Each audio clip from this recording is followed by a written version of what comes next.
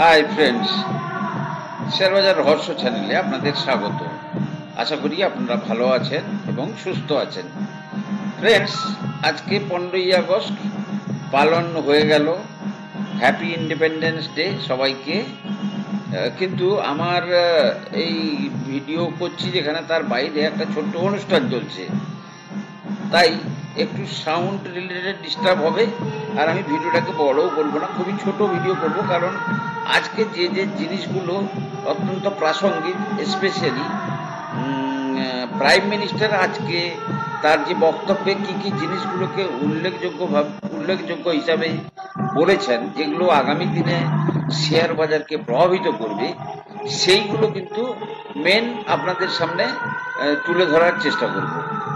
প্রথম কথা, প্রাইম মিনিস্টারের আজকের বক্তব্যের মধ্যে যেটা সবচেয়ে অভিনব, সেটা হচ্ছে একটা ব্যাপক জিএসটির মধ্যে চেঞ্জ আসতে চলেছে। জিএসটির মধ্যে চেঞ্জ বলতে, আপনারা জানেন বর্তমানে 4টে স্ল্যাব আছে, 4টে না 5টা, বোধহয় 5 থেকে 4টা করা হয়েছিল। এবারে বহু প্রোডাক্টকে লোয়ার স্ল্যাবে, অর্থাৎ নিত্য প্রয়োজনীয় জিনিসপত্র লোয়ার স্ল্যাবে আনার ব্যাপারে ভাবনা চিন্তা করা হচ্ছে।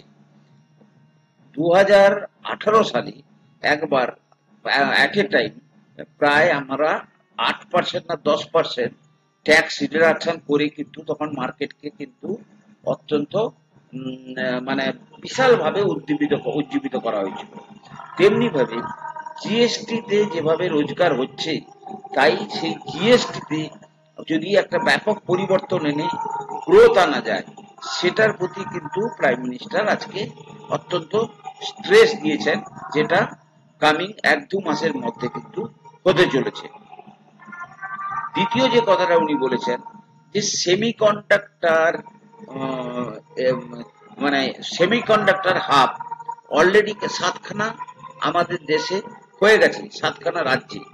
এবারে আবার নতুন 3টে যে রাজ্যে, তারা 4টে রাজ্যে নতুন হাব করা হচ্ছে, উড়িষ্যা, পাঞ্জাব, অন্ধ্রপ্রদেশ এবং আরো কোনো একটা রাজ্য। সেই রাজ্যগুলোর কথা তিনি বলেছেন, এবং সেমিকন্ডাক্টরকে কেন্দ্র করে যে একটা উল্লেখযোগ্য পরিবর্তন ভারতবর্ষের অর্থনীতিতে আসতে চলেছে বা জবের উপরে আসতে চলেছে, এবং সারা বিশ্বের কাছে তার যে ডিমান্ড, এই সমস্ত ব্যাপারে উনি বলেছেন। তৃতীয় যে কথাটা বলেছেন, যে আমরা কিন্তু ইন ফিউচার দেশের যে ফার্মারদের মানে ট্যারিফ রিলেটেড ব্যাপারে তিনি ইনডাইরেক্টলি যেটা বলতে চেয়েছেন, সেটা হচ্ছে যে আমরা কোন রকম কোনো মানে দেশের ফার্মার বা দেশের উদ্যোগপতি তাদের কম্প্রোমাইজ করে, তাদের সঙ্গে কম্প্রোমাইজ কখনোই করব না। তাতে যদি আমার কোনো দেশের সঙ্গে যদি আমার ট্রেড রিলেশন খারাপ হয়, তাতেও কিন্তু আমার হতে থাক, তাতে আমাদের কিছু যায় আসে না, কারণ আমরা এখন নিজেদের মধ্যে একটা ইন্ডিপেন্ডেন্ট সিদ্ধান্ত নেওয়ার ব্যাপারে আমরা কিন্তু ভাবছি। ক্লিয়ার? এই 3-4টে জিনিস কিন্তু ওনার দীর্ঘ বক্তব্য, আজকে প্রায় রেকর্ড টাইম উনি এই বক্তব্য দিয়েছেন। 3-4টে রেজাল্ট বলবো আর একটা শেয়ারের ব্যাপারে বলবো। প্রথম হচ্ছে আইআরবি ইনফ্রা। আইআরবি ইনফ্রার রেজাল্ট এসছে, আইআরবি ইনফ্রার রেজাল্ট ভালোই এসছে। আইআরবি ইনফ্রার রেজাল্ট ভালো এসছে। এক সেকেন্ড। আইআরবি ইনফ্রা যদি আমরা রেজাল্ট দেখি, যে 2099 কোটি টাকার সেলস, যেটা গত জুনে ছিল 1853 কোটি, আবার মার্চে ছিল 2149 কোটি। আবার প্রফিট যদি দেখা যায়, গত জুনে ছিল 140 কোটি, সেটা বেড়ে দাঁড়িয়েছে 202 কোটি। অর্থাৎ লাস্ট ইয়ারের যে কোয়ার্টার, তার তুলনায় বেটার, কিন্তু মার্চ কোয়ার্টারের তুলনায় কিছুটা খারাপ এসছে। সো আইআরবি ইনফ্রা রেজাল্ট ভালো এসছে। বোরোসিলের কিন্তু রেজাল্ট ভালো এসছে। বোরোসিলের যদি রেজাল্ট দেখা যায়, তাহলে দেখা যাচ্ছে যে তাদের 233 কোটির সেলস, যেটা ছিল গত জুনে 217 কোটি, প্রফিট 9 কোটির জায়গায় বেড়ে দাঁড়িয়েছে 17 কোটি। আবার মার্চ কোয়ার্টারে 270 কোটি সেলস ছিল, 14% মার্জিন, 11 কোটির প্রফিট। এবারে যেটা হয়েছে 233 কোটির সেলস, 16% মার্জিন আর 17 কোটির প্রফিট। সুতরাং বোরোসিল ভালো রেজাল্ট দিয়েছে। পতঞ্জলি ফুডস খারাপ রেজাল্ট দিয়েছে। পতঞ্জলি ফুডের যদি আমরা দেখি তাহলে পতঞ্জলি ফুডস এর 8,900 কোটি টাকা সেলস, কিন্তু মানে জুন কোয়ার্টারে যে সেলস ছিল তার তুলনায় অনেক বেশি, 7,177 জায়গায় 8,900 কোটি, কিন্তু প্রফিট কিন্তু হিউজ কমে গেছে, 263 কোটির জায়গায় 180 কোটি হয়েছে। আবার মার্চ কোয়ার্টারে যেটা ছিল 9,692 কোটির সেলস, সেটাও কমে দাঁড়িয়েছে 8,900 কোটিতে, এবং 359 কোটির প্রফিট কমে দাঁড়িয়েছে 180-তে। সুতরাং পতঞ্জলি ফুডসের রেজাল্ট কোনো ভালো নয়। আচ্ছা, এরপরে নেক্সট যেটা হচ্ছে এইচজি ইনফ্রা। এইচজি ইনফ্রার রেজাল্ট হচ্ছে শোষো, অর্থাৎ না খুব ভালো না খুব খারাপ। এইচজি ইনফ্রা যদি দেখা যায় যে 1482 কোটির সেলস, যেটা গত জুনে ছিল 1528 কোটি। সেলস কমেছে কিন্তু প্রফিটও কমেছে, 163 কোটির প্রফিট, 99 কোটি। কোন সেলস আবার দেখুন, মার্চের যদি দেখা যায় 1361 কোটি সেলস, সেটা বেড়ে দাঁড়িয়েছে 1482 কোটি, আর 147 কোটি প্রফিট, কমে দাঁড়িয়েছে 99 কোটি। এই যে ইনফ্রার রেজাল্ট কিন্তু খারাপই এসছে, আমি ভুল বলেছি যে শোষো খারাপ রেজাল্ট এসছে। অনুপম রসায়ন ফ্রেন্ডস, অনুপম রসায়নের যদি রেজাল্ট একটু দেখে নিই তাহলে দেখা যাবে অনুপম রসায়ন কোয়ার্টারলি 486 কোটি টাকা সেলস এসছে, যেটা গত জুনে ছিল 254 কোটি, প্রায় ডবলের কাছে হয়ে গেছে। আর প্রফিট 12 কোটির জায়গায় গিয়ে দাঁড়িয়েছে কোথায়, 48 কোটির কাছাকাছি। এই জাম্প কিন্তু অনুপম রসায়নে কেউ এক্সপেক্ট করেনি। আবার মার্চ কোয়ার্টারে যদি দেখা যায় 500 কোটির সেলস ছিল, সেটা 486 কোটি, আর প্রফিট যেটা 83 কোটি ছিল, 63 কোটি ছিল, সেটা কিছুটা কমেছে। কিন্তু গত বছরের জুন কোয়ার্টারের তুলনায় এবছর দারুণ রেজাল্ট এসছে অনুপম রসায়ন। হিন্দুস্তান কপার খারাপ রেজাল্ট এসছে।